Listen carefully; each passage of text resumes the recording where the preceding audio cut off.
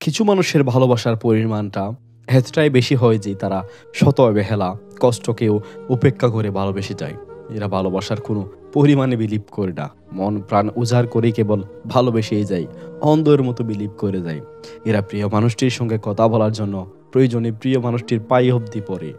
কিন্তু বাস্তবে এদের অনেক কষ্ট পেতে হয়, অনেক অবহেলা পেতে হয়, অনেক দুঃখও পেতে হয়। আর এরা এসব সবকিছুই সহ্য করে শুধুমাত্র প্রিয় মানুষটির সাথে থাকতে চায়। তারা বিলিভ করে সময়ের সাথে সবকিছুই ঠিক হয়ে যাবে।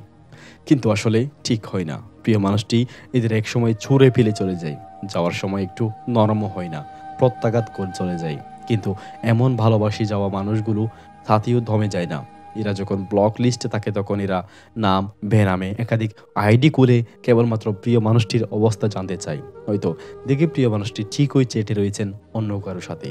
সত্যি বলতে খুব ভালোবাসতে জানা মানুষগুলো ভালোবাসা পায় না, পায় কেবল অবহেলা, দুঃখ, কষ্ট। আর এদের মূল্য থাকে একদমই কমই।